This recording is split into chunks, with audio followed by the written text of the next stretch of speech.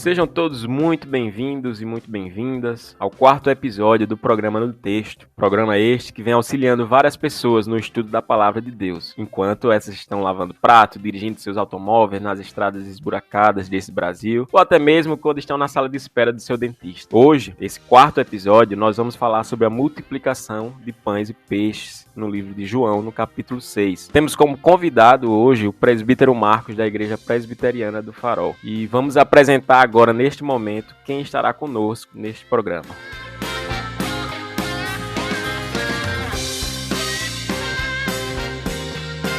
Eu sou o Matheus Amâncio e estou como host aqui de vocês. Sou o Dudu e estarei como convidado mais uma vez desse programa, convidado da equipe.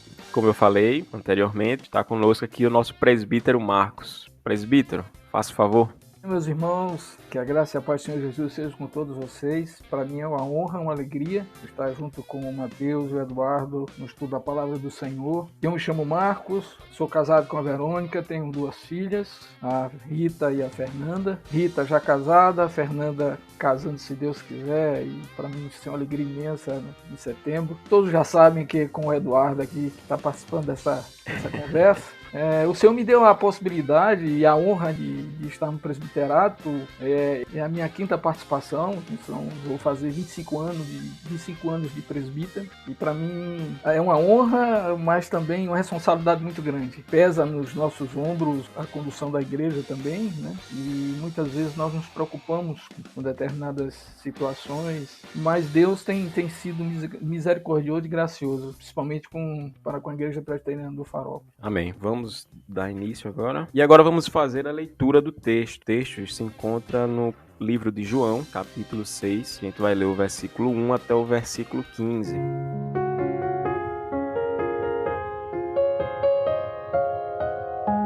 E assim diz a palavra de Deus. Depois destas coisas, Jesus atravessou o mar da Galileia, que é o de Tiberíades. Uma grande multidão o seguia porque tinha visto os sinais que ele fazia na cura dos enfermos. Então Jesus subiu ao monte e sentou-se ali com os seus discípulos. Ora, a Páscoa, a festa dos judeus, estava próxima. Então Jesus, erguendo os olhos e vendo que uma grande multidão se aproximava, disse a Filipe: Onde compraremos pão para lhes dar de comer? Mas Jesus dizia isso para testá-lo, porque sabia o que esperava para fazer. Filipe respondeu: Nem mesmo 200 denários de pão seriam suficientes para que cada um recebesse um pedaço. Um dos discípulos, chamado André, irmão de Simão Pedro, disse a Jesus: Aqui está um menino que tem 5 pães de cevada e 2 peixinhos. Mas o que é isto para tanta gente? Jesus disse: Façam com que todos se assentem no chão. Havia muita relva naquele lugar. Assim, os homens se assentaram e eram quase 5.000. Então Jesus pegou os pães e, tendo dado graças, distribuiu-os entre eles, e também, igualmente, os peixes, tanto quanto queriam. E quando já estavam satisfeitos, Jesus disse aos seus discípulos: Recolham os pedaços que sobraram, para que nada se perca. Assim, pois, o fizeram, e encheram 12 cestos de pedaços de 5 pães de cevada, que sobraram depois que todos tinham comido. Quando as pessoas viram o sinal que Jesus havia feito, disseram: Este é verdadeiramente o profeta que deveria vir ao mundo. Jesus ficou sabendo que estavam para vir, com a intenção de fazê-lo rei à força. Então, ele se retirou outra vez sozinho para o monte. Com a leitura feita, agora eu dirijo a palavra ao presbítero Marcos, perguntando o que é que ele entende desse ato aí entre o 3º sinal de Jesus e o 4º sinal de Jesus. Esse tempo aí de um ao outro. É relevante saber o local ali do Mar da Galileia que ele atravessa de um ao outro? Qual é esse contexto, esse pano de fundo que nos é apresentado no versículo 1? Veja, Matheus, o pano de fundo, na realidade, Jesus, né, vinha do 3º sinal, lá no tanque de Betesda, e ele no sábado cura uma pessoa. Nós sabemos a versão e o quanto os judeus repudiavam tal ato, porque feria as leis daquele povo. E Jesus vai, cura, e de uma forma muito clara ele diz: não há o entendimento correto, né, dos preceitos. Ele vem dessa cura e por isso, né, ele causa uma reação muito forte daquele povo. E Jesus, para não intensificar mais aquela perseguição, porque nós sabemos que não era o momento, né, de ele ser preso, ainda não era, Jesus vai e sai de Jerusalém e vai exatamente para aquela região. Nesse deslocamento, para a gente ter uma ideia de quanto o Senhor andou, alguns dizem que foram 8 quilômetros de caminhada junto com seus discípulos, e aquela multidão, e uma multidão acompanhava Jesus, e nós sabemos, lamentavelmente, que o interesse daquela multidão não era verdadeiramente desfrutar da presença do Senhor e conhecer a vontade de Deus para suas vidas, não era essa, lamentavelmente, e é algo que continua nos nossos dias. Muitos têm se aproximado de Deus não para se alimentar do verdadeiro pão da vida, mas interessados nas bênçãos que o Senhor poderia distribuir. Então ele vai para essa região, né, a região da Galiléia, do mar de Tiberíades, e ali ele busca um monte, e ali ele se assenta com os seus discípulos e ele contempla aquela multidão que vem chegando. Então eu vejo exatamente ele tentando não somente evitar um confronto maior com os judeus, mas também ele foi conhecedor da morte de João Batista. Ele tinha terminado de receber aquela informação e, logicamente, Jesus, como homem, ele sentiu a perda, e também para descansar um pouco, né? Eu entendo assim, descansar um pouco, porque todo o ministério de Jesus é um ministério intenso, não somente de ensino aos discípulos, mas também a dispensação dele em cuidar do povo. A gente vai ver que no capítulo 6 também, os comentaristas, os teólogos falam que Jesus contempla aquela multidão e diz, olha, são ovelhas sem pastor. E é verdade, era verdade. Então o Senhor, diante disso, ele age de misericórdia, ele contempla aquele povo, vê a necessidade daquele povo e tem uma atitude de cuidado, como ele verdadeiramente é o grande pastor das ovelhas, né? O sumo pastor. Então esse é o quarto sinal, né? Dentre os 7 sinais, esse é o quarto sinal, e entre o terceiro e o quarto sinal a gente poderia introduzir dessa forma. Perfeito. Eu tenho uma dúvida aqui, na verdade, como um estudante da sala do Senhor, lá na Shalom, que está estudando Apocalipse. No texto de Apocalipse 7, João fala que olhou e diante dele estava uma grande multidão que ninguém podia contar. A gente poderia começar a pensar um pouquinho aqui e botar na mente que na Nova Jerusalém haverá aquela árvore da vida, onde todos que estarão lá poderão comer e serão fartos, né? Terão vida. A gente poderia fazer uma associação, ou seria pedir muito fazer essa associação em que Jesus vê uma grande multidão sedenta e ele dá essa comida, com essa visão lá onde tem essa grande multidão, cientes de que lá eles terão essa comida do fruto da vida, sabe? Fazer essa pequena associação. É forçar muito ou não tem nada a ver essa visão? Não, eu não entendo como forçar muito, não, porque isso é uma continuidade de algo que vai ocorrer. É conhecimento de cada um de nós, como servos de Deus, que o final de tudo isso será uma vida eterna com o Senhor. Eu até aproveito para dizer que eu não sou dispensacionalista, não é? Graças a Deus por isso. Então, todos nós, todos os servos do Senhor, escolhidos de Deus, estaremos diante dele, desfrutando da sua presença, louvando o Senhor, como diz exatamente o livro de Apocalipse. E a gente pode fazer esse link, sim. Todos aqueles que foram chamados, que serão chamados, né, eles estarão diante do Senhor, e não somente sendo alimentado com um bom alimento, com o pão da vida, mas também onde lá eles desfrutarão de um relacionamento perfeito, onde não vai haver dor, vai haver sofrimento, não vai haver a hipocrisia, não vai haver a mentira, né? Nós estaremos desnudos diante de Deus e entre os irmãos, e lá nós gozaremos da presença maravilhosa do Senhor e dos irmãos também. Então, eu não vejo nenhum tipo de dificuldade de a gente fazer esse link, essa ligação, sim, porque vai culminar exatamente com isso. A nossa presença diante de Deus, louvando o Senhor, adorando o Senhor, e vamos dizer assim, eternamente. É correto isso, porque é bíblico e é verdadeiro para o resto das nossas vidas. Presbítero Marcos, a gente vê que depois do discurso de Jesus lá no capítulo 5, né, ele diz algumas coisas interessantes que até falam pra gente a respeito dessa passagem que a gente vai estudar hoje. Um dos pontos principais que eu acho no discurso passado é quando Jesus ele vai falar que vocês examinam as escrituras porque julgam ter nelas vida eterna. E são elas mesmas que testificam de mim, e Jesus se volta para os judeus, né, que estavam o odiando até ali. Alguns estudiosos eles vão dizer de que entre o capítulo 5 e o 6 há um tempo, né, passado, de acordo com os outros evangelhos também. Então Jesus ele já estava sendo conhecido muito mais do que no capítulo 5 agora. E nesse sinal, algo interessante que me enche os olhos é como Jesus mais uma vez se aproxima das pessoas que eram excluídas da sociedade. No versículo 1, do 1 ao 3, mais ou menos, Jesus ele está falando sobre isso. E algo que é um padrão que vem acontecendo, né, nesses sinais. O que é que o senhor acha disso? Não, eu concordo plenamente, Eduardo.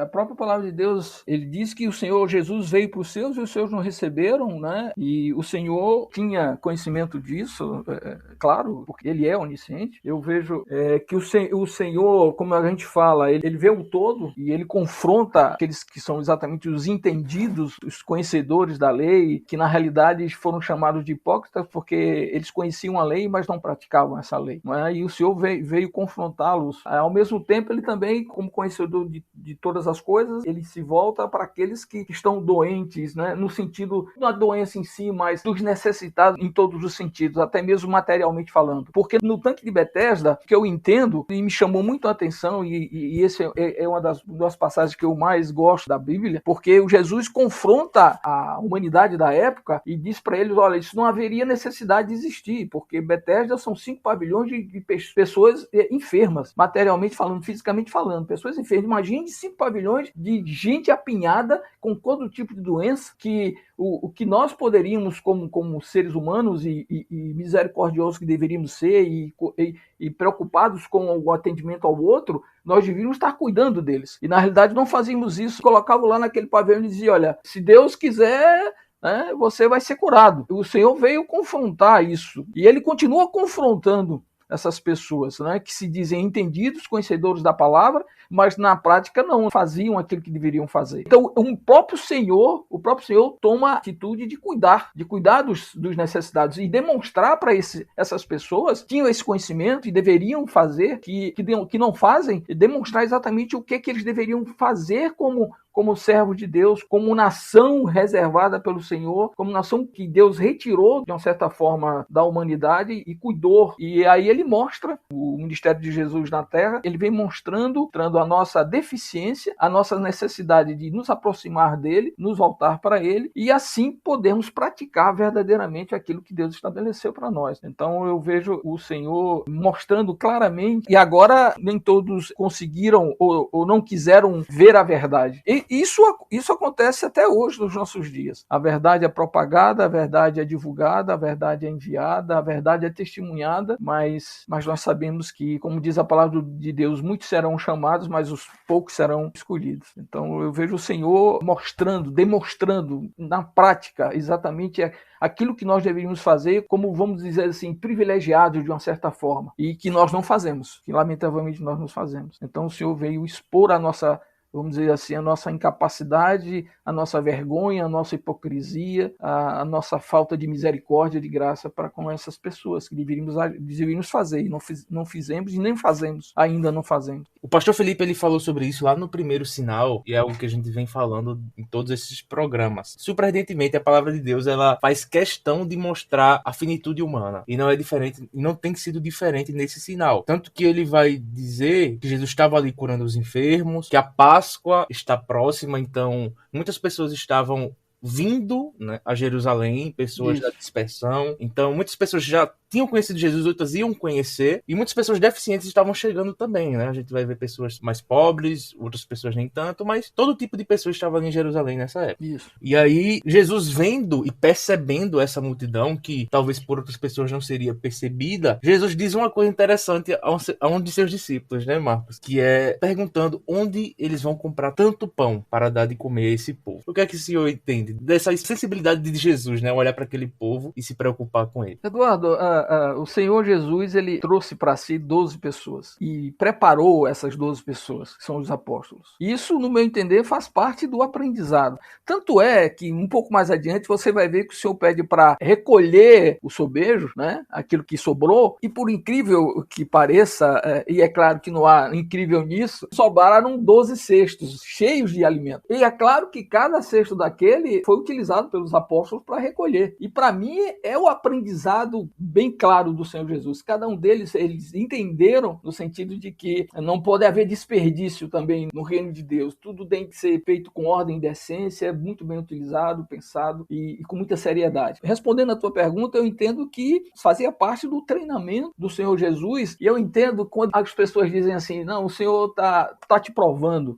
Na realidade, eu entendo que o Senhor está dando a possibilidade de cada um de nós nos conhecermos mais, porque Deus, pela sua onisciência, ele não precisa fazer com que você passe por uma determinada situação para que possa lhe conhecer, de maneira nenhuma. Então, a aprovação, nesse caso, é permitir que você se conheça na realidade. Quando você diz que ama o Senhor, verdadeiramente, até que ponto você ama o Senhor? Se você diz que o segue, até que ponto, quais são as razões que você tem para seguir o Senhor? Então, em todo o caminhar do Senhor Jesus aqui na Terra, ele demonstrou na praticidade e essa necessidade de aprender dele, de se alimentar dele, de entender a nossa total dependência dele, porque sem essa relação, sem esse alimentar, ficaria muito difícil nós conseguirmos alguma coisa. Aliás, não conseguiríamos nada porque não somos nada e o que merecíamos verdadeiramente estarmos totalmente, definitivamente separados do Senhor. Mas eu vejo como um aprendizado maravilhoso, colocando as situações, vamos dizer assim, situações de uma certa forma impossíveis para os homens, mas que Deus tem toda a capacidade de resolver, porque ele sabia o que ia acontecer. A própria palavra de Deus disse que ele sabia o que ia acontecer. Ele estava passando isso, né?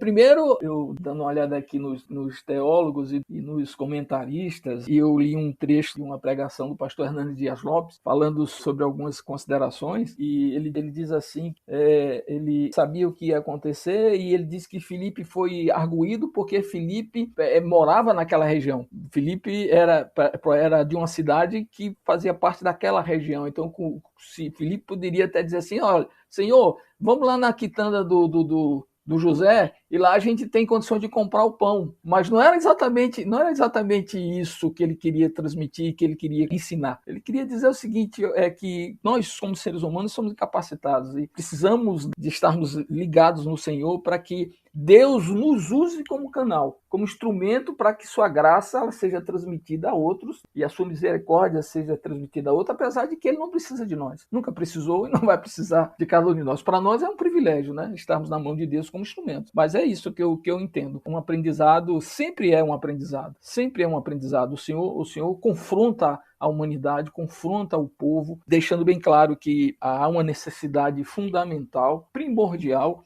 da nossa dependência. A gente estudou nesses últimos episódios a respeito da catequese que Jesus fazia nas suas falas. Quando a gente vai estudar a vida de Jesus, a gente percebe que tudo que ele faz, tudo que ele fala, para onde ele vai, tem um propósito. Seja no segundo sinal, na cura do filho do oficial do rei, quando ele meio que traz aquela objeção, como o pastor Felipe disse, que aquilo era uma catequese, era um ensino, aquela objeção que ele falou que não ia curar naquele momento, era preciso milagres para vocês crerem, alguma coisa nesse tipo. E aqui a gente percebe também esse ensino de Deus, né? Ensino de Jesus, nesse trato com os seus discípulos. E aí eu trago também um pouquinho para as nossas vidas, grande responsabilidade nós temos, né? Nas nossas falas, nas nossas comunicações, ser sempre um aprendizado. Certamente eu olharia para aquilo e falaria, caramba, tenho dinheiro não, vou comer aqui sozinho, né?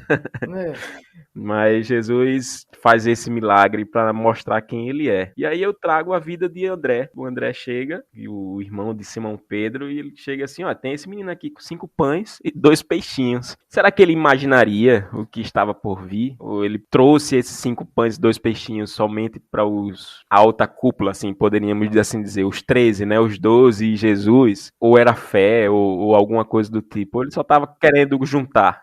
Eu digo para você, claro que a palavra de Deus não diz isso, mas diante dessa questão da indagação, Mateus, eu entendo que aquele garoto foi até André. Aquele garoto foi até André e disse, olha André, eu tenho aqui uns peixinhos, na sua inocência, na sua vontade de ajudar, ele diz, André, eu tenho aqui esses peixinhos e tenho aqui esse pão, eu estou aqui disposto a ajudar, eu quero ajudar. E André pegou e disse, pô, Senhor, olha, para dizer que não queria ser omisso e nem desconsiderar o garoto, ele disse, Senhor, eu tenho aqui esses peixes e esses pães. O André também estava aprendendo, como os demais, né? Eu não sei se ele teria iniciativa de realmente de buscar alguém e dizer, olha, Senhor, tá aqui, ó, faça o milagre. Claro que não. Eu entendo assim, eu entendo que aquele garoto procurou com aquela vontade de ajudar e se ofereceu para ajudar. Olha, eu tenho aqui isso aqui, eu quero ajudar, como é que eu faço, Senhor? Me ajuda nisso. Então, eu vejo assim. O André, no meu entender, André ainda não tinha aprendido ao ponto de que o Senhor levaria exatamente a esse termo da multiplicação dos pães e dos peixes. Entendi. É legal porque isso aí traz à tona a vida do menino, né? Também, né? A inocência do menino também querendo ajudar. Querendo ou não, ele foi um pilar, né? Para essa multiplicação, para esse milagre. Sim. E aí eu trago a questão dos 200 denários. Fala no versículo 6. Os 200 denários, um denário na época era o quê? Um dia de trabalho.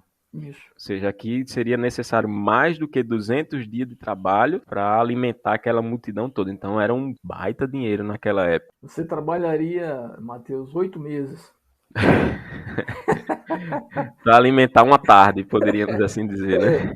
Verdade. É muita coisa. Muita E coisa. também uma coisa interessante é da parte de que Jesus ele pergunta para Felipe para testá-lo, né? E pensando assim, lendo na passagem, não sei se os irmãos que estão nos ouvindo também, Marcos e Mateus, ficam pensando de quantas vezes, né, coisas que acontecem na nossa vida, o próprio Deus faz para nos testar. E quantas vezes nós respondemos da mesma forma, sem confiar plenamente em quem está do nosso lado. E quem está do nosso lado é somente Deus, né? Somente Deus, aquele que tudo pode operar. Perfeito. Então, muitas vezes nós focamos muito naquilo que a gente pode fazer e não naquilo que Deus pode fazer, né? É uma coisa interessantíssima. Eu fico imaginando Jesus perguntando e olhando para ele assim. E a palavra de Deus fala sobre isso mesmo, Eduardo. Diz assim que o Senhor fez para testar o Felipe. E não está falando, não está somente testando o Felipe, mas está testando Marcos, Eduardo, Mateus, João e todos nós. Eu acho maravilhoso a palavra do Senhor, porque à medida que nós passamos a conhecê-lo, parece que é um crescimento contínuo. É um crescimento contínuo e é exatamente o que aconteceram com os apóstolos nesses 3 anos de ministério. Foi um crescimento contínuo e mesmo assim só foram preparados, né, de uma forma maravilhosa. Eu entendo assim, quando o Espírito Santo de Deus vem em Pentecostes e age de uma maneira tremenda e poderosa, e aí eles completam o aprendizado e passam a ser instrumentos e testemunhas do Senhor. E para nós é um contínuo aprendizado.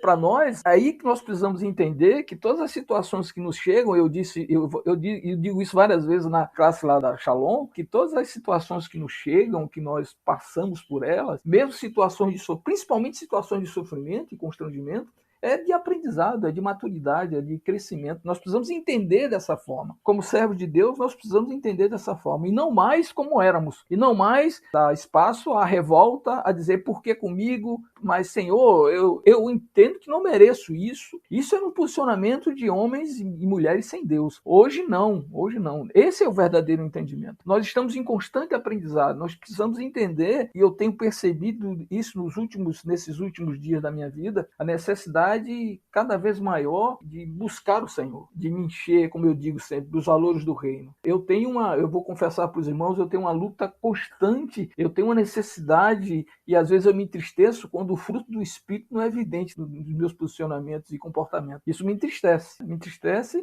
mas também não arrefece a minha vontade de buscar. Pelo contrário, né? Pelo contrário, eu me encho de mais vontade ainda de buscar o Senhor, porque eu sei que o caminho é esse aí. Então é constante aprendizado, eu concordo com você, Eduardo. Perfeitamente. Presbítero, a gente, nos outros sinais, a gente estava fazendo uma ligação com os outros evangelhos, Mateus, Marcos e Lucas. É notado que há mais multiplicações de pães e peixes nesses evangelhos. E aí eu queria fazer a pergunta, é a mesma multiplicação? Ou são multiplicações diferentes? Pegaram números diferentes, 5 pães aqui, 7 no outro? Ou são eventos distintos? Queria que o senhor frisasse sobre isso. Eu estava até lendo a respeito sobre isso, Mateus, e tem aqui um comentarista que ele diz assim: a passagem clássica é aquela de João 6, mas nos evangelhos sinóticos encontramos 2 narrações diferentes. Na primeira, Jesus se encontra diante de 5.000 homens famintos e multiplica 5 pães e 2 peixes. Todos comem e sobram 12 cestas de pães. Mateus 14, 13 a 21. Marcos também fala do capítulo 6, versículo 30 ao 44 e Lucas 9, 12, 17. Na segunda, essa é a segunda passagem, então são eventos diferentes, quer dizer, aconteceu dois eventos a respeito disso. Na segunda, Jesus sacia 4.000 homens, uma quantidade menor, com 7 pães e alguns peixinhos, e no final se enchem 7 cestos com pedaços que sobraram. Mateus 15, 29, 37 e Marcos 8, de 1 a 10. Eu entendo, existem duas passagens. Eu não li os outros evangelhos a respeito disso, mas pelo comentarista aqui, ele está falando de 2 passagens. Tranquilo, perfeito. A gente poderia trazer aquela fala do Dudu, né, de quando a gente aprende alguma coisa, mais na frente a gente erra de novo. E aí a gente poderia trazer aqui que eu acho que os discípulos já estavam calejados. Quando viu a multidão, viu 7 pães, eu acho que já pensaram, não, tá aqui quem multiplica, né? Tá aqui quem pode. É, Tá aqui quem pode. Tanto é que no Marcos 8 só fala, ó, a gente tem 7 pães aqui. E não fica, meu Deus, como é que a gente vai fazer? Já espera, né, o milagre. verdade. Eu queria, Mateus, eu queria aproveitar. Eu não sei se vocês vão falar sobre isso. Por que nós seguimos Jesus? Eu não sei se vocês vão falar sobre isso. Não pode falar. Essa é a grande questão, né? Esse é o grande aprendizado. Eu entendo como o grande aprendizado é esse. Por que a multidão seguiu a Jesus e por que eu sigo Jesus? Qual é o objetivo? Qual é o objetivo, na realidade? Que sejamos sinceros e francos diante de cada um de nós mesmos e diante do Senhor.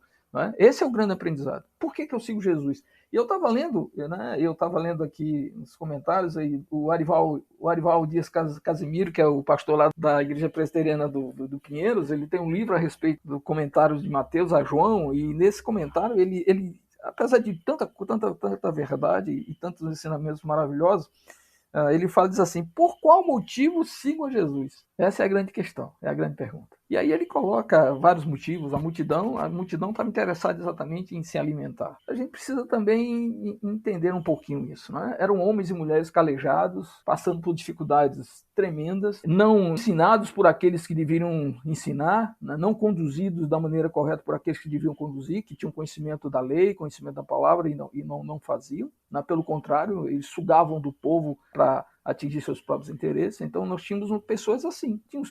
Tanto é que Jesus veio e diz assim, olha, é uma multidão sem orientação, é uma multidão sem pastor. Né? E Jesus age com misericórdia, né? Se condói daquelas pessoas. É um aprendizado, né? E Jesus, é claro que eu creio que nem todos ali, entenderam, não vamos fazê-lo rei dos judeus. Não é como diz vários comentários, vários escritos dizendo que não, aquela multidão estava apenas interessada em, diante das suas necessidades materiais, de trazê-lo como um rei dos judeus, que, vamos dizer assim, mudaria toda uma realidade de vida, porque eles não aguentavam mais estar passando por aquilo. Eu não acredito que todos eles tinham esse tipo de entendimento. Muitos também, eu creio, não diz, a palavra não diz isso, mas eu creio que muitos ali foram tirados as vendas dos seus olhos, perceberam e entenderam a verdade e reconheceram Jesus como exatamente o Salvador, que vindo de uma outra forma, não para suprir as nossas necessidades pessoais e materiais naquele momento, mas ele vem para trazer uma outra realidade de vida e mostrar a necessidade do quanto nós precisamos dele, nós dependemos dele. O verso 2, ele frisa muito do porquê a multidão estava seguindo Jesus, né? Porque eles tinham visto o que ele fazia na cura dos enfermos, né? E algo interessante da gente pensar, algo a ser notado, é que muitas vezes a gente só crê em Jesus ou anda em comunhão com ele naquilo que a gente pode receber. E a gente não olha para as passagens bíblicas da forma correta, porque a gente pode olhar rasamente essa passagem e dizer que Deus pode me dar aquilo que eu quero e eu nunca vou ter fome. Perfeito. Ou de que nós somos tão dependentes dele, de que o que ele faz eu vou ser suprido. Perfeito. Mesmo que seja o mínimo, mesmo que seja um pedaço de pão pequeno, pode suprir a mim e a minha família, né? Então a gente pode ver a mesma passagem com olhares diferentes, entendimentos diferentes, e ao invés de a gente olhar Deus como provedor, Jesus, homem, né? Deus como provedor, a gente pode olhar Deus como uma moeda de troca, só crer naquilo que... E a gente tá seguindo por quê, na verdade? É porque nós somos tão dependentes dele, a gente reconhece que Jesus é esse Senhor da nossa vida, ou porque eu quero um carro melhor, ou eu não quero que minha família um emprego melhor, ou qualquer coisa assim, né?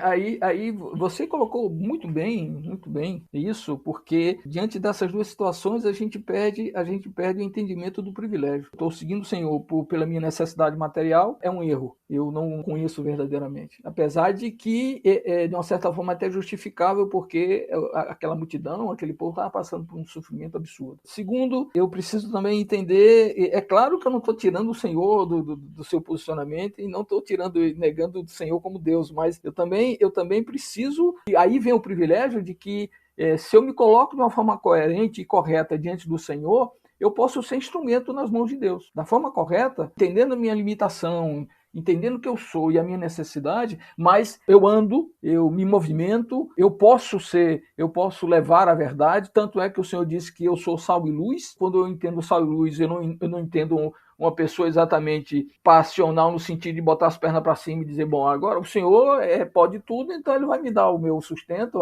Não é bem assim. Não é bem assim. A palavra de Deus diz que o reino de Deus é tomado por esforço, né? E somente aqueles que se esforçam se apoderam dele, no sentido de que você é instrumentalidade, você deve ser essa instrumentalidade. Você não pode estar parado.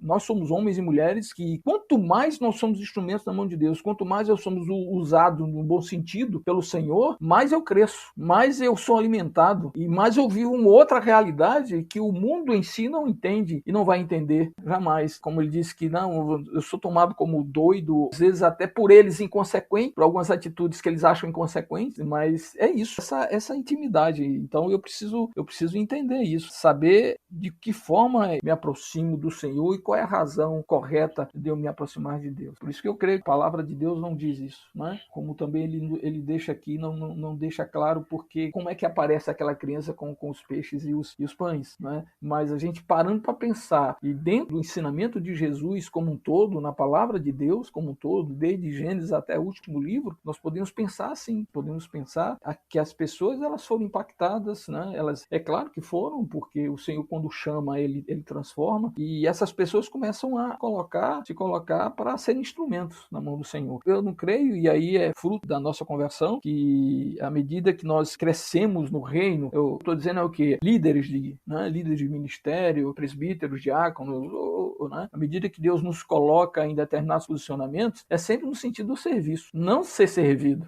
Forma de aprendizado dele é nessa que a gente enxerga que ele olha a multidão e a primeira coisa que ele pensa é a necessidade primordial, que é o alimento. Muita gente poderia pensar que ele poderia curar ali milhões e milhões de pessoas, mas não. Ele chega e fala, já pensa logo, o que é que eles vão comer?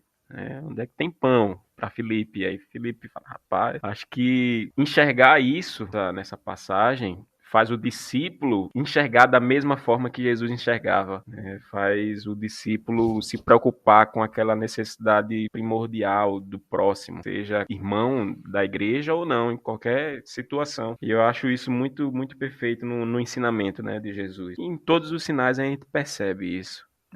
E tem uma outra coisa, Mateus, nesse caso aqui da passagem, do quarto sinal, Jesus, quando ele fala a destruição dos pães e tudo mais, ele vai dizer logo depois dizer que ele é o pão da vida, não é? O que Jesus também está querendo deixar e ensinar ao povo exatamente quem é ele. O dispensacionalista, para mim, conhece a figura de Jesus. Ele rompe uma continuidade do Antigo com o Novo Testamento, não é? Quando ele diz que na terra ficarão os israelitas, né? Na nova terra, e nos novos céus ficarão a igreja. Né? Eu digo, bom, e o Senhor, que é exatamente o elemento de ligação, de continuidade do Antigo e do Novo Testamento. Não é? Então, eu vejo o Senhor aí também, ele mostrando exatamente, ratificando aquilo, as promessas, né? E as informações que estão contidas no Antigo Testamento em relação à sua pessoa. Ele é o verdadeiro pão da vida. Né? E alguns comentaristas falam também na questão do sacramento da ceia, tá? E aí vai. Eu vi tanta coisa a respeito da quarto sinal que às vezes eu fiquei um pouquinho assustado. Não é? É claro que a gente vê de tudo, lê de tudo, mas é preciso a gente reter o que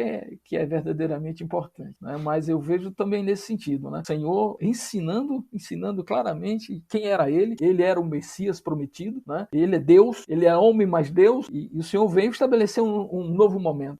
O tempo inteiro o Senhor falando isso e fazendo isso. Mesmo os milagres, mas sempre os milagres tinham, no meu entender, tinham um fundo, no fundo era exatamente o aprendizado. E mostrar quem era ele. Quem era Jesus? Jesus era Deus, é Deus. E aquele povo precisava reconhecê-lo dessa forma. Eu digo uma coisa, se eu estivesse vivendo naquela época, como é que eu te receberia? Se eu fosse um judeu daquela época, como é que eu te veria? Será que eu responderia ao teu chamado ou negaria o teu chamado? Não é? Aí eu digo, graças a Deus que eu não vivi naquela época. E isso para mim é um aprendizado, porque se eu preciso estar sempre atento à voz do Senhor, à voz de Deus. Sempre atento à voz de Deus. Por isso que é fundamental a gente conhecer a sua palavra, porque diz a a palavra de Deus que a gente erra porque não conhece as Escrituras. Uma coisa que me chama a atenção também nesse texto, que os discípulos de Jesus, eles estão ali para servir, né? A gente já falou um pouco sobre isso. Aquelas pessoas que não estão ali, estão seguindo de uma forma um pouco duvidosa, talvez por causa dos sinais somente, a gente também não pode esquecer de que muitos de nós fomos a primeira vez a Jesus por causa disso, né?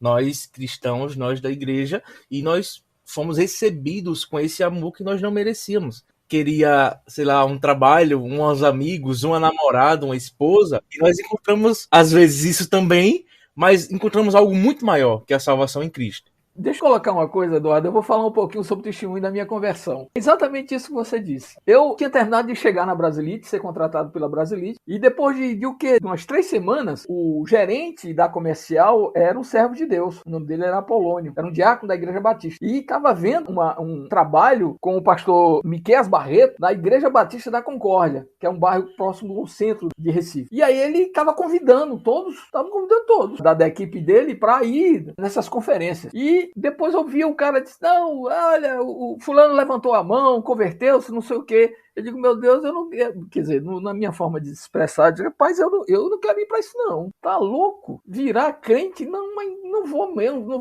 Eu digo, olha, aí eu me escondia do Apolônio, né? Eu evitava a presença do Apolônio. Mas um belo dia não teve jeito, ele entrou na sala, eu estava sentado no birô, ele disse, olha, eu quero fazer um convite a você. Eu digo, eita, agora não tem mais jeito. Eu quero que você vá na conferência e parará, tal, me deu o endereço. E o que eu ia dizer como 3 meses de casa? Eu ia dizer, não, eu vou, claro, eu queria agradar o gerente. Essa foi a minha motivação, agradar o gerente, quer dizer, aparentemente foi essa motivação, aparentemente. Aí eu fui, cheguei lá, digo, rapaz, que coisa doida, o que eu vou fazer aqui? Aí eu fui lá pra cima, lá, a Igreja da Concórdia, ela tem um mezanino, aí eu me escondi lá em cima, e aí ouvindo a palavra, não sei o que, me diga uma coisa, e de repente eu me dei conta que eu tava na frente do pastor, lá na frente, no púlpito, chorando, feito maluco, recebendo o Senhor como meu Senhor da minha vida. Agora, me pergunte como é que eu desci as escadas e fui até lá, eu não sei até hoje. Mas a minha motivação, aparente motivação foi essa. Não queria desagradar o meu gerente, eu queria,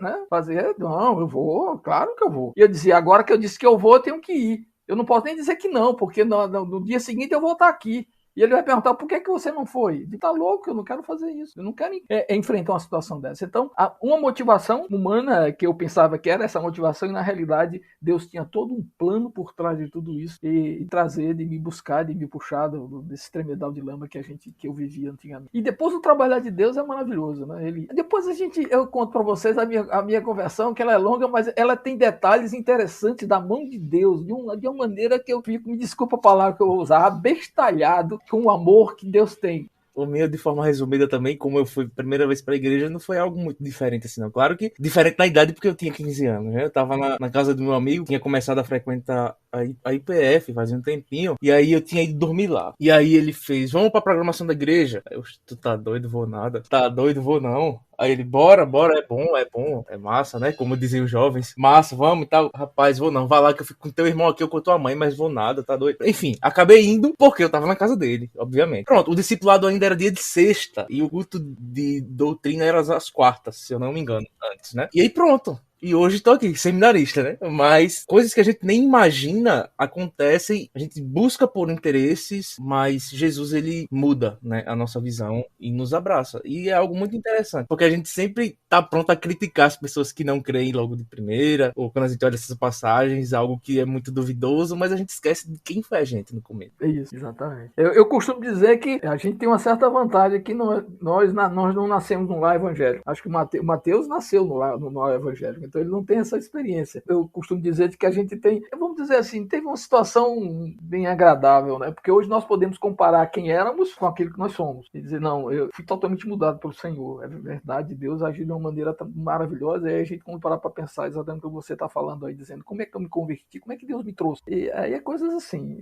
Rapaz, a gente não tem merecimento nenhum, mas Deus, o Senhor, todo o universo, criador de todas as coisas. Ele chegou e olhou um dia lá para Marcos, Eduardo, Mateus, Deus e disse assim: eu quero vocês para mim. Por quê? Mas é isso que nos constrange, né? Esse amor maravilhoso nos constrange, verdadeiramente nos constrange. Assim como a gente pode ver nessa passagem que os servos ofereceram pão, esses servos de hoje que nos apresentaram nossos amigos levaram esse pão da vida e que a gente está eternamente alimentado, né? E graças a Deus por isso. É aquilo que eu falo da instrumentalidade, né? Nós somos esses instrumentos. E na minha conversão teve algo maravilhoso assim. Quer dizer, eu era secretário de obras da Prefeitura Municipal de Abreu e Lima, como eu era secretário de obras responsável pelos projetos, pelas construções da Prefeitura. E eu recebia muita gente que especificava produto, muitos representantes, muita gente dos fornecedores, dos fabricantes de produto, material de construção. Belo dia eu precisei de um produto de um determinado fabricante e liguei para lá e pedi a presença dessa pessoa para me orientar. Mas eles não deram bolhufas para isso. Esperei semanas, chegou a um mês e ele não deu resposta. E eu digo, não, eu preciso dessa pessoa aqui para me tirar algumas dúvidas.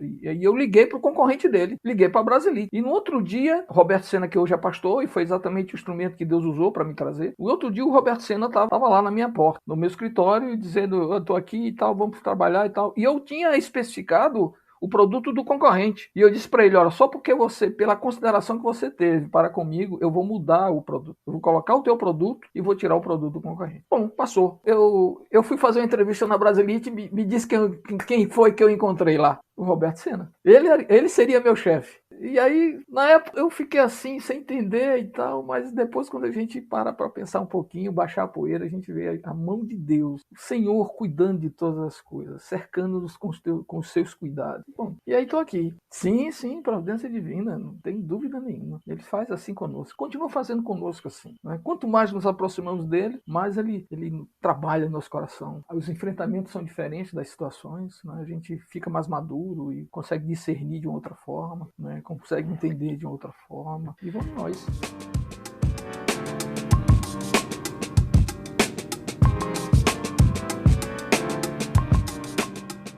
Presbítero, retornando ao texto aqui, a gente percebe que no versículo 10 e o versículo 11, Jesus faz aquele passo a passo, né? Ele pede para que todo mundo se assente, aí todo mundo se assenta, ele pega o pão, dá graças, reparte e entrega a eles, né? Aos discípulos, no caso que os discípulos repartem, entregam ao pessoal, né? A grande multidão. Essa fórmula, esse método, ele tem algo a nos ensinar? Ou é um mero método normal que era feito, ou tem algo por trás aí que dá um grande ensinamento? Então, tem uma estratégia do Senhor, até no sentido de entendermos que somos privilegiados. O Senhor poderia fazer diretamente? Sim, claro que sim. Né? Ele podia simplesmente estender a mão e o pão ser distribuído. Claro, ele tem poder para isso. Mas essa é a nossa participação. Esse é o nosso papel. O nosso papel é ser alimentado e alimentar. Esse é o nosso papel como crente.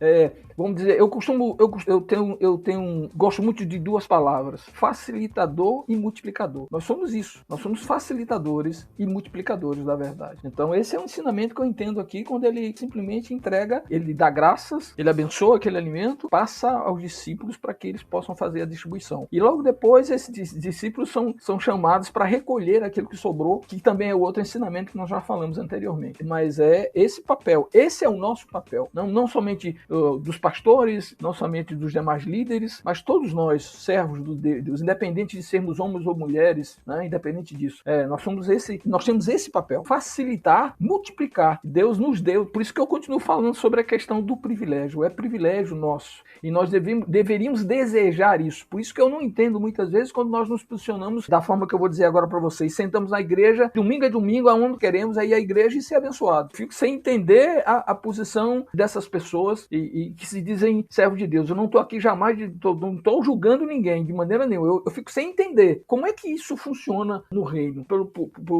Não foi isso que eu aprendi, não é isso que diz a palavra de Deus. E no final, presbítero, no versículo 14 e no versículo 15, tem algo, poderia dizer que é algo polêmico, quando a grande multidão, alguns, né, a maioria, reconhece que aquele milagre foi feito por Jesus e queria coroá-lo, né? Queria fazê-lo rei à força. E aí o que é que a gente poderia trazer assim um pouco para nossa realidade?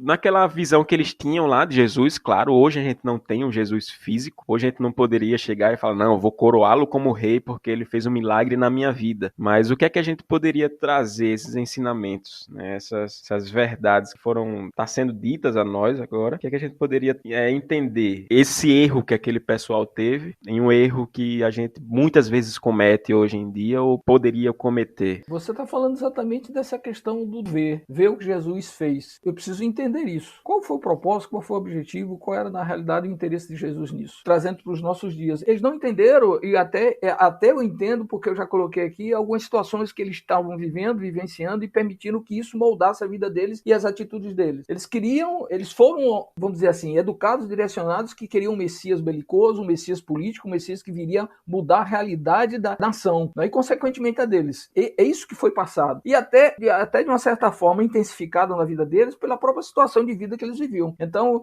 quando eles viram o milagre de Jesus,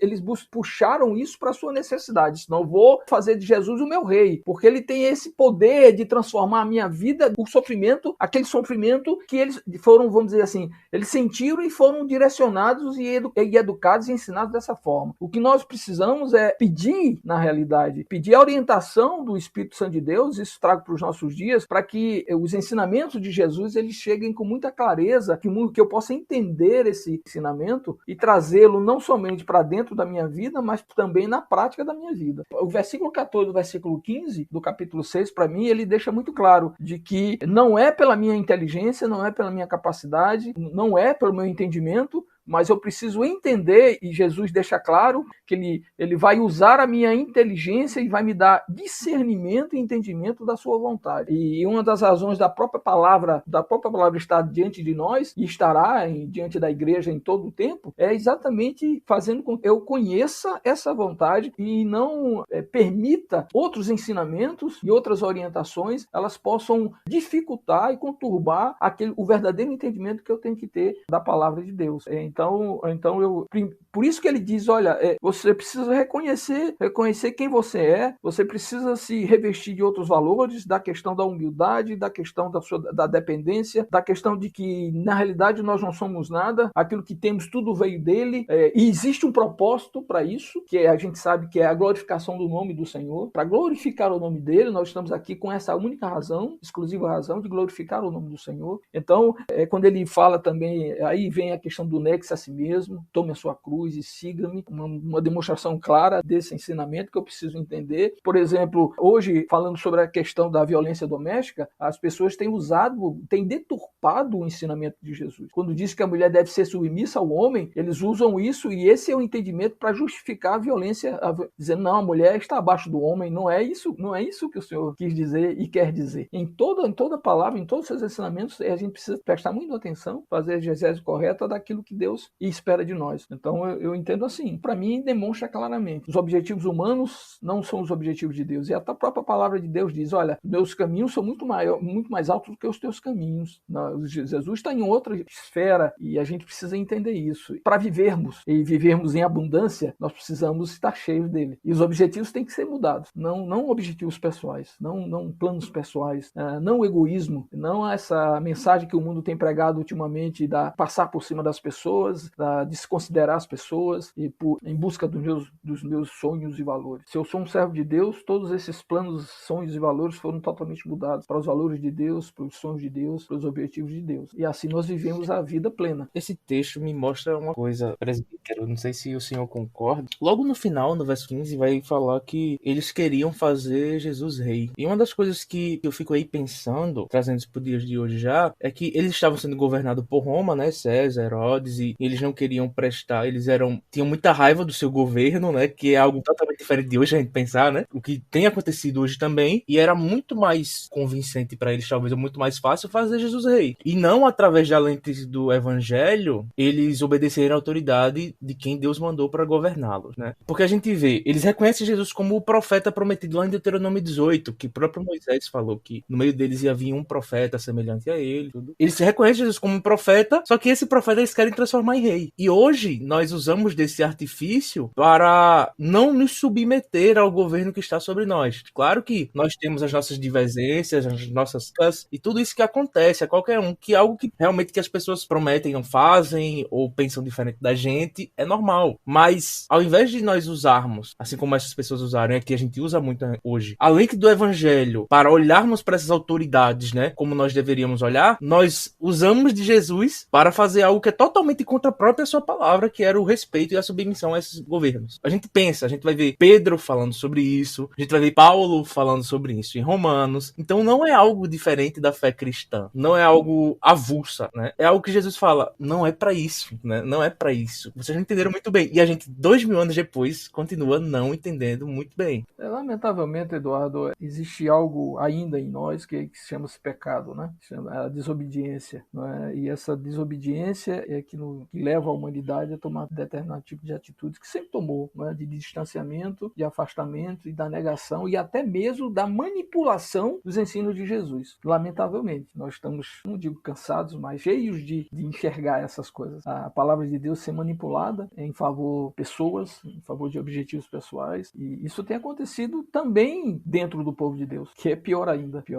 Pessoas sendo, irmãos e irmãs sendo manipuladas a favor de sonhos e aspirações pessoais. Agora, quanto à questão da autoridade, é isso, nós precisamos entender exatamente o que Deus diz, fala sobre a questão da obediência às autoridades. E ele diz assim, olha, se você também quer viver dias de paz, orem pelas suas autoridades, peça que Deus haja, que Deus toque na vida deles, para que eles possam refletir ou possam ser aquilo que deveriam ser, no sentido de governar para o povo, né? Administrar para o povo. Afinal de contas, eles têm esse objetivo, mas só que não entendem e talvez ou não entendem, eu também não quero entender, porque existe uma coisa muito interessante, sabe? Tem dois pilares na igreja que muitas vezes nós não cumprimos ou não entendemos, que é a questão do evangelismo e da ação social. Eu tenho visto muita gente dizendo que a igreja tem que estar fora do meio político, não é? Porque o poder corrompe, mas se a gente vai estudar a vida de Calvino, nós vamos ver Calvino administrando a cidade de Genebra. Nós vamos ver Calvino mudando toda uma realidade daquela cidade e de todo o entorno. Tanto é que as pessoas afluíram lá para a cidade de Genebra, porque havia exatamente pessoas servas de Deus que administravam e que governavam em função daquilo que era a vontade do Senhor para o povo, né? Eu fico muito preocupado, eu sinceramente, qual é a nossa relação com a política, com a sociedade? Eu vivo no meio, eu vivo inserido numa sociedade, não é? E o que Deus me diz é que eu tenho que ser diferente, eu tenho que ser sal e luz, eu tenho que refletir a luz do Senhor. Não é? Eu tenho que espalhar as trevas, quer dizer, dissipar as trevas. Eu tenho que ter esse tipo de comportamento. Não é? A grande questão é que, para que isso aconteça, eu preciso ser um homem de Deus, eu preciso ser uma mulher de Deus, porque senão eu vou sucumbir, lamentavelmente, e vou cometer alguns atos que não refletem a verdade, não refletem a minha natureza como servo de Deus. Então, as pessoas precisam entender isso, a igreja precisa entender isso, como não uma forma desesperada, claro que não, mas algo premente e necessário, fundamental, principalmente nos dias de hoje, como nós estamos vivendo nos últimos dias. Nós, como igreja, devíamos estar debruçados sobre Apocalipse todos os dias. E nós não temos esse costume, mas nós estamos vivendo certamente os últimos dias, e a palavra de Deus deixa claramente lá no livro de 2 Timóteo, capítulo 3, de 1 a 17, ele fala exatamente que os homens serão jactanciosos, serão arrogantes, serão blasfemadores. Esse é o tipo de homem, esse é o tipo de gente que nós temos enfrentado no nosso dia a dia. Vocês são testemunhas disso. O que compete a cada um de nós, se somos sal e luz? É confrontar esse tipo de comportamento e estar firmes no Senhor, estarmos firmes no Senhor. Tem uma dificuldade muito grande em dizer assim, não, você está fora da sociedade, mas eu sou um ser político. Eu vivo no meio da polis, eu sou um ser político, eu preciso influenciar. O Senhor disse, olha, pai, eu não quero que o Senhor tire eles do mundo, mas livre-os do mal. Essa é a grande questão. Livre-os do mal. E nós precisamos pedir isso a Deus todo diariamente. Senhor, nos livra do mal. Porque tu sabes onde nós estamos, mas sabes também o que devemos fazer. Lamentavelmente, lamentavelmente, os exemplos que nós temos tido não é desse tipo de entendimento. São pessoas que se dizem cristãs, e aí eu não quero voltar para a questão de julgamento, porque eu não tenho capacidade para isso, né? Mas há uma tendência normal, mas não pode ser assim. Essas pessoas têm dado esse exemplo que nós temos aí, lamentavelmente. Dizem que são evangélicas, até pastores, né, líderes, e tem tido um fruto dessas atividades, não refletem a verdade. E, lamentavelmente, também nós temos pessoas, nós temos irmãos e irmãs que concordam com esse tipo de comportamento, porque eu digo que concordam porque eles apoiam pessoas assim. Nós precisamos ter a, vamos dizer assim, a coragem de abordar esses temas e conversarmos sobre isso à luz da palavra. Eu não posso me negar a isso, dizer que não, a igreja tem que estar fora disso. Não, 1000 vezes não. A igreja tem que estar enfronhada nisso, porque ela é luz, ela é sal. Ela precisa mostrar para o mundo, apesar que nós sabemos que ela será perseguida, nós sabemos o resultado de tudo isso, mas nossa função é de mostrar a verdade. Essa é a verdade. Você está errado, essa é a verdade. Se for o caso de termos homens e mulheres no Congresso Nacional, onde quer que seja, em posições de liderança, eles têm que mostrar a verdade. E para mostrar a verdade, nós temos que estar cheios de Deus. Cheios de Deus. Porque nós sabemos também que a palavra diz que nos últimos dias essas coisas acontecerão por instruções e influência de demônios. O que nós temos visto aí do tal do binário, que você não é nem homem nem mulher, não é? Nós temos visto na televisão, nós temos visto nas séries, nos filmes, homem com homem, mulher com mulher, a descaracterização da família, e aí vai. E onde nós estamos? E a igreja, nós estamos como? E o que ela diz? O que ela pensa? Qual é a orientação colocada pelo Senhor, né, à luz dessas coisas? E a igreja precisa ser orientada. Por isso que o Senhor Jesus olha para aquela multidão e diz: ela é uma multidão sem orientação, é uma multidão sem pastor, uma multidão perdida que precisa de rumo. E eu não sei como fazer isso sem tá metido nessa confusão toda, né? Não sei, porque enquanto eu viver aqui na Terra, viver nessa Terra, eu tenho algo a fazer. Nós temos algo a fazer, né? E todos nós temos algo que é comum: testemunhar da verdade. A forma como eu testemunho, nós somos diferentes, pessoas diferentes, características diferentes, personalidades diferentes, mas testemunhamos da verdade. Onde nós estivermos, onde nós formos, como tem esses jargões evangélicos, né? Mas aonde eu estou, na minha casa, principalmente na minha casa, eu preciso ser aquilo, o que eu sou em casa, eu preciso ser onde na igreja, aonde eu for. Não deve haver capas, não deve haver vidas duplas. Não pode haver.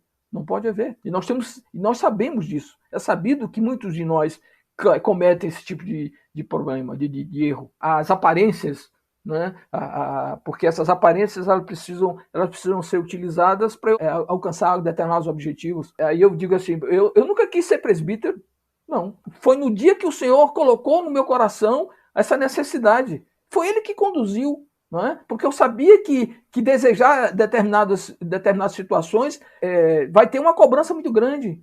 Mas Deus foi direcionando. Mas tem pessoas que querem ser porque simplesmente querem ser servidos, lamentavelmente. Então, por isso que eu cobro, por isso que eu digo para minha filha e minha esposa, digo, eu preciso continuar gritando. Né? Eu preciso continuar gritando. Porque eu não tenho visto essas situações como coisas corretas. Eu tenho visto falhas. E me compete, como presbítero do Senhor, como presbítero da Igreja Presbiteriana do Senhor. Primeiro presbítero do Senhor e depois presbítero da igreja. Eu, como presbítero do Senhor, eu tenho essa responsabilidade. Nós devemos ter essa responsabilidade de espelhar a verdade, de fazer com que a luz dissipe as trevas e realmente eu consiga salgar, né? Dar gosto, dar sabor a tudo isso.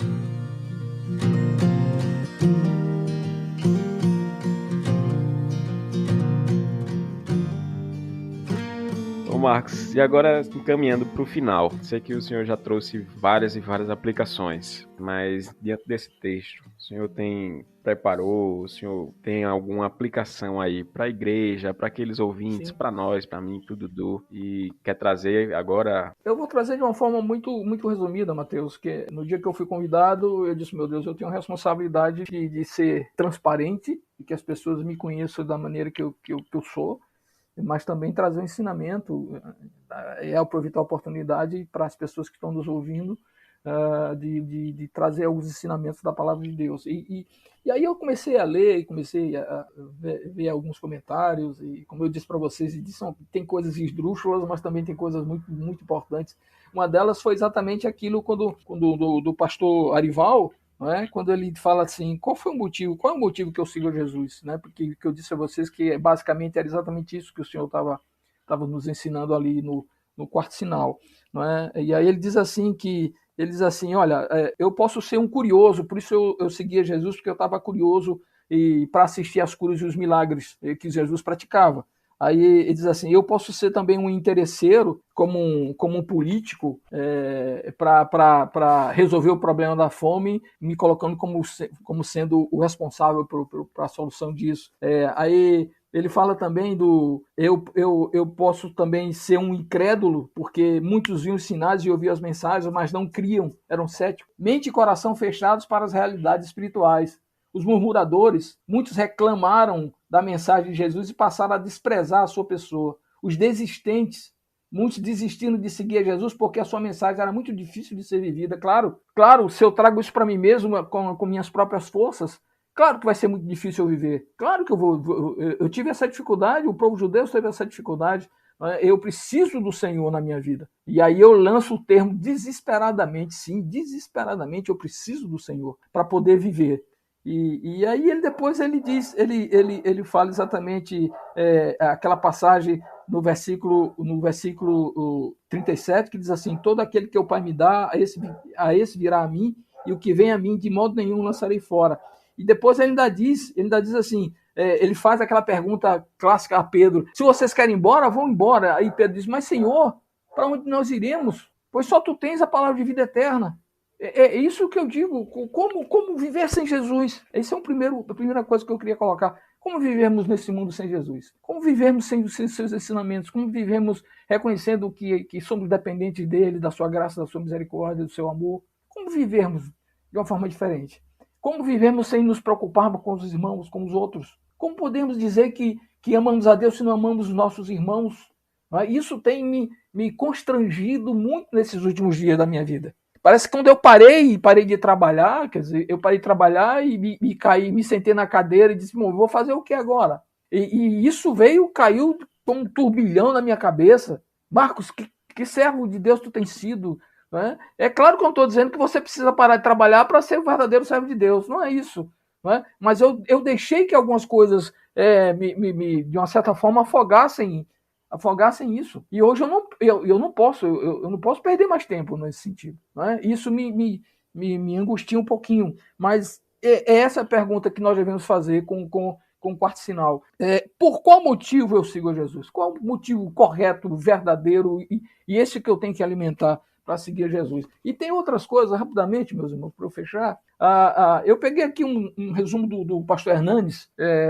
Eu tenho estudado muito as coisas colocadas pelo pastor Hernandes Dias Lopes, né? E ele diz assim, olha, ele diz que ele levanta, acho que são 6, ele faz 6 considerações ao capítulo 6 do livro de João. Ele diz assim, primeiro, Jesus demonstra seu cuidado à multidão no dia do seu luto, mesmo ele sabendo da morte de João, de uma pessoa querida, né? Mesmo de todo o cansaço que o ministério dispendia, mas ele continuava atento às necessidades do rebanho. É assim que tem que ser o nosso comportamento. Independente de sermos pastores ou que seja, nós, como servos de Deus, independente das situações que estejamos enfrentando, nós precisamos estar sempre atentos à necessidade do outro.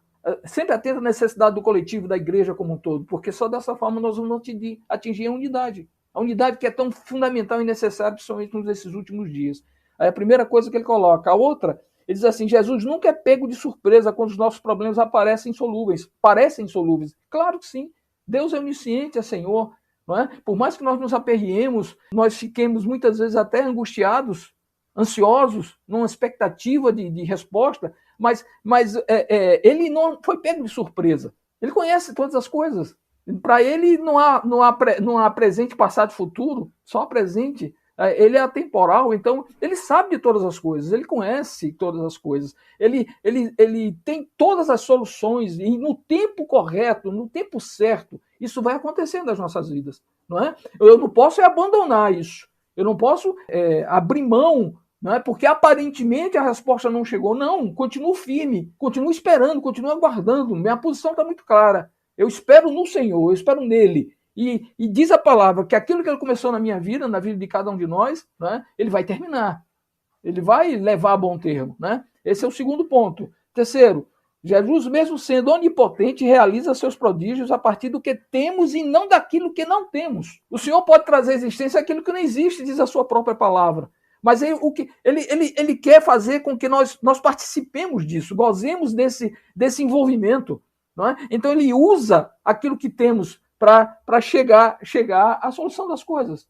É nesse sentido de sermos coparticipantes, não é? De nós percebermos o quanto é maravilhoso se envolver com Jesus, se envolver na obra do Senhor, sermos instrumentalidade na mão de Deus. O quarto ponto, a quarta consideração que ele coloca, Jesus faz o milagre da multiplicação, mas a distribuição deve ser realizada pelos seus discípulos. Mateus falou sobre isso. Né? Chamou a atenção disso. Nós somos esses instrumentos. Em quinto lugar, Jesus multiplica o pouco que temos, mas não permite desperdício do que sobeja. Né? É tudo feito com ordem e decência. Um comentarista chegou a dizer, por que Jesus pediu para o povo sentar? Porque era muito mais fácil distribuir o pão e o peixe com as pessoas sentadas. Imagine se todo mundo corresse para cima dos discípulos querendo pegar pão e o peixe. Imagine a confusão de tudo isso. Imagine a balbúrdia que ia acontecer. Eu até concordo com ele. E aí ratifica isso.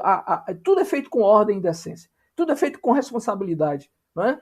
E por último, o último ponto que o pastor Hernandes coloca, evidencia, ele diz assim, Jesus não apenas supriu as necessidades imediatas da multidão, mas também se compadeceu dela como ovelhas sem pastor. O Senhor tem compadecido ainda de cada um de nós. Que é aquilo, o Senhor ainda mostra o seu amor e traz a cada um de nós e as pessoas que ainda não o conheceram, essa possibilidade de o conhecer. Claro, dentro das escolhas do Senhor. Vai chegar um momento que certamente Jesus voltará não mais para dar uma escolha, dar uma opção, mas para julgar aqueles que não entenderam e que tem todo o merecimento disso. Todo merecimento. Mas eram essas considerações que eu queria fazer e eu concordo plenamente com o pastor Hernandes Dias Lopes diante desses pontos que ele levantou, meus irmãos.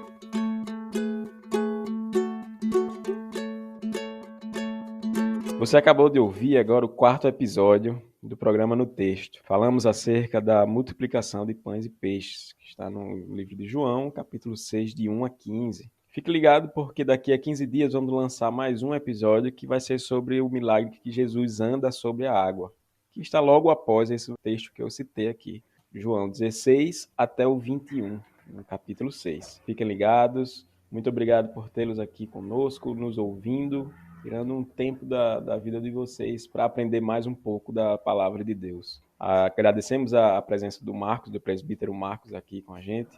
Foi uma honra tê-lo conosco aqui, foi uma honra ouvir um pouco da palavra de Deus através do Senhor, sendo um instrumento usado por Deus, Amém. Sendo facilitador e multiplicador Amém. Neste momento. Agradecemos também ao Dudu, que esteve aqui conosco como convidado também, e a todos que nos apoiam e nos ajudam nesse propósito, nesse novo programa da IPF, que é uma honra e é uma bênção fazer parte. Fiquem ligados e fiquem todos de olho no texto. Você acabou de ouvir o programa No Texto, da Igreja Presbiteriana do Farol. Nosso programa lança seus episódios a cada 15 dias. Então, não se desanime e nem se preocupe. Já lançaremos outro para auxiliar nos seus estudos da Palavra de Deus. Fiquem sempre de olho no texto.